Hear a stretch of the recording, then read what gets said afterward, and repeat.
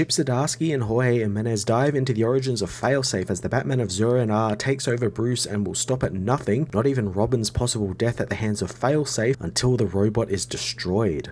Chip Zdarsky continues his wonderful opening storyline on Batman with an issue that explains Failsafe's creation, while also tying it back to some pretty big Batman-centric storylines of the past, notably Mark Waid's JLA Tower of Babel storyline, which is all about Batman's contingencies for the Justice League and in part contingencies against himself, which is what the whole Failsafe thing has sprung up from. It also allowed Chip to show both ends of Bruce and Clark Kent's relationship, both at a point where their friendship is really tested thanks to Bruce's actions, and then again where they are close as family, and Clark is Bruce's ace up his sleeve. Zdarsky also utilizing the Arrh identity really well is great, and I like that he is absolutely the creator of Failsafe, and I like the idea that Batman, of course, is so paranoid that he had Arrh's memory wiped so that he wouldn't remember creating Failsafe, since that itself is a contingency. It just shows Batman's just warped sense of paranoia that he has about always needing to be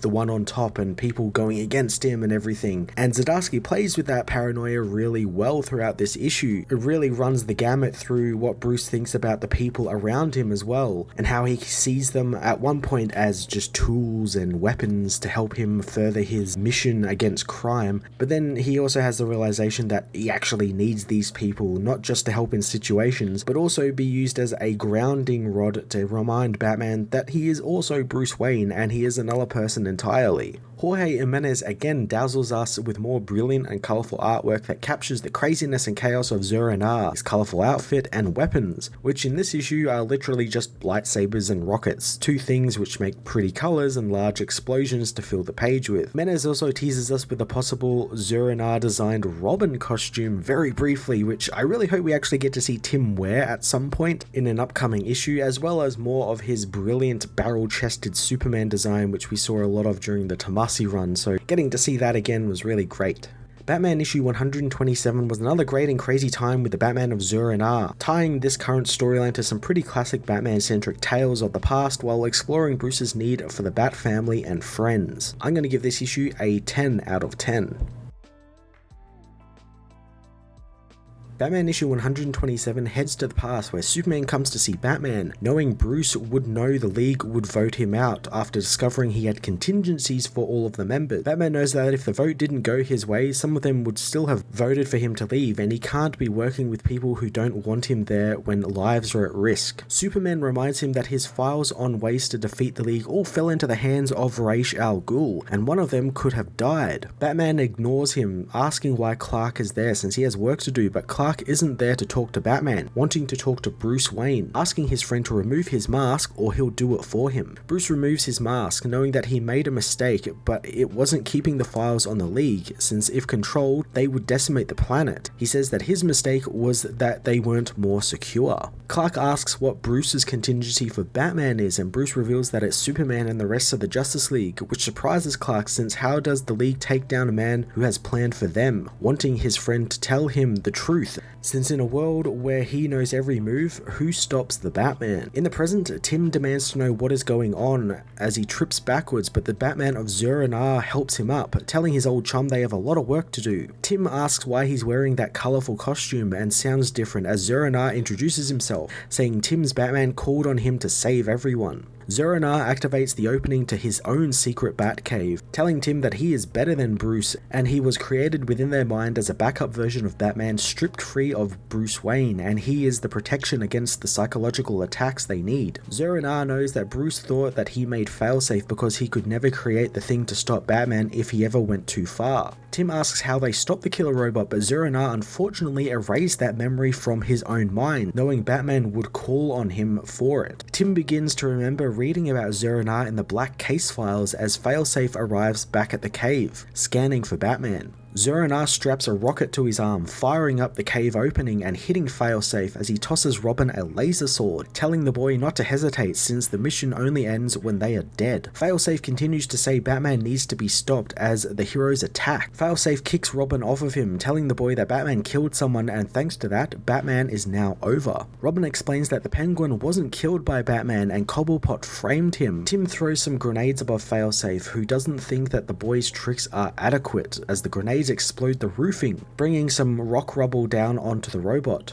Zur-En-Arrh tells Robin that they need to finish off the robot, but Tim tells him that while he's someone new, he still has Batman's broken and beaten body, so they need to escape while they can and get help. In Gotham, Nightwing talks with Commissioner Renee Montoya, who isn't sure how long she can keep Nakano in the dark about this. Nightwing doesn't know what this robot is, but it's focused on Batman, so they need to find him. He tells an EMT trying to remove Steph's mask not to, demanding the masks stay on during treatment, and Renee tells them to leave them on, wanting her people to fix them up with a small crew and to send her the bill. Nightwing soon begins to feel his own wounds take their toll, and Renee understands that he wants to fight on, but this seems bigger than him. Officer Sanchez comes by with reports of explosions in Uptown as Oracle tells Nightwing that she tracked the Batmobile to Wayne Manor, but it turns out Failsafe laid traps all over Gotham, thinking these feel like deliberate distractions. Dick agrees, quietly telling Barbara that this is bad since Failsafe took them all out in minutes, so they need to find some backup. Barbara gets to work on reinforcements as Robin and Zur-En-Arrh race into the manor, with Tim trying to call for help but his comms are jammed. Zur-En-Arrh tells him to get ready to destroy Failsafe, but Robin tells him that the thing almost killed them just now, so they need to be strategic about this, and if he really is a Batman without Bruce Wayne, he needs to start acting like it. Failsafe arrives and the clock cave entrance explodes around him, but it does nothing to hinder the robot's advances. Zur-En-Arrh activates a device that will stop them from broadcasting heat signatures around the manor, and the tracker on Failsafe will allow them to stay one step ahead. Failsafe heads into the study, slashing through some Wayne family portraits, asking if this pure Batman is in more pain than Batman and if he's more sentimental or just uncaring. Zur-En-Arrh attacks before Failsafe can cut up a picture of Bruce and Alfred, demanding he stay away from the butler. Failsafe is faster, however, grabbing Zur-En-Arrh and throwing him through a wall as Robin attacks from behind, trying to burn the laser sword he has through the robot's body. Failsafe throws the boy off, firing some missiles at Robin, who dodges them, using his cape to shield himself from the explosions and flames, as Failsafe tells the boy that Zur-En-Arrh doesn't care for him, only the mission, and him fighting Failsafe only causes his family pain. Zur-En-Arrh returns, telling Failsafe that they aren't his family, they are his soldiers and army, and the war isn't over. He attacks the robot, who reminds his creator that he created him to stop him and his soldiers are of no consequence to him, as inside his mind, Batman tells Zur not to lose sight of who they are since he let him out because he thought he could deactivate Failsafe. Zur tells Batman that he can stop him, but Bruce doesn't think so since Failsafe knows the pure Batman Zur-En-Arrh is. But Bruce is both Bruce Wayne and Batman, and Tim isn't his soldier, he's his son. Bruce takes back his body, grabbing Robin and diving out of the manor window with him. He tells the boy to get as far away as he can, and once he has his signal back, he has to call for help. Bruce knows that he can't do this alone, but he won't let the boy die because of him. Failsafe's Trendles grab Batman, pulling him back into the burning building, realizing that Batman is back in control of his body, and it's better if he dies like this. Batman didn't know that Zur programmed him to talk so much, as Bruce wonders if he designed Failsafe with the standard android mobility weakness, but upon trying to cut the robot's leg joints with a batarang, he finds that Zur didn't. Bruce thinks that he's too good, wanting to get to the Batcave for Plan B and blow the entire place up, but Failsafe continues to throw him around the room, telling the Dark Knight that he knows he wants to activate the self-destruct in the Batcave. Bruce stands, knowing that he needs to get away, walking towards the stairs of the manor, as all he begins to think about are his sons, falling down on the stairs as his body gives up on him. He wonders if this is a good death, being in the house filled with memories. Bruce knows that it will be a good death, however death never comes as the fire in the house is put out by a freezing gust of wind as Batman hears another voice, his voice like a boom in the silence. The man tells Failsafe to back away from his friend as Bruce knows that everything will be alright now since Superman is there to save the day.